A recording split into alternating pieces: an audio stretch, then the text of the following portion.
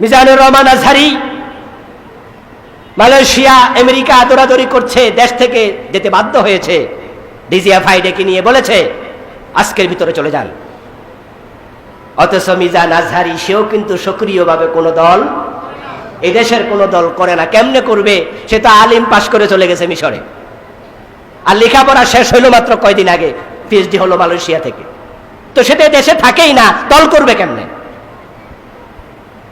আল্লাহ তাআলা যখন দেখলেন সীমা লঙ্ঘনকারী, অহংকারী হয়ে যা, রাসূল বলছে আল্লাহর বক্তব্য, এই লঙ্গি, এই চাদর, অহংকার আমার। এরপর আল্লাহ তাআলা বলছে ফামান নাযাআনি ওয়াহিদাম মিনহুমা আহলাকতুহু আও কাসামতুহু। এই লুঙ্গি এবং চাদর ধরে যারা টানাটানি শুরু করে দেয়, এক পর্যায়ে আমি আল্লাহ এমন ধাক্কা মারি ধ্বংস করে ছেড়ে দেই। কাজী ইব্রাহিম হাফেজাহুল্লাহ বড় একজন আলেম বক্তা, নাম শুনেছেন তো? উনি দেশে নাই, দুবাইতে আছেন এখন। ওনাকে জেলে নেওয়া হয়েছিল, একটা আঙ্গুল ভেঙে দেয়া হয়েছিল। অথচ কাজী ইব্রাহিম হাফেজাহুল্লাহ সরাসরি কোন দল করেন না। উনি রাজনৈতিকভাবে সক্রিয় লোক না, হয়তো মেন্টালি কোন দলকে সাপোর্ট করতে পারেন। ওস্তাদ আমার খুব কাছের মানুষ, আমাকে উনি খুব ভালোবাসেন, আমি উনাকে খুব ভালোবাসি। দুবাই থেকেও কয়দিন আগেই ওনার সাথে আমার ভিডিও কলেও কথা হলো, এই কয়দিন আগেই। বললাম ওস্তাদ চলে আসেন, তাড়াতাড়ি আসেন, আমরা অপেক্ষা করছি।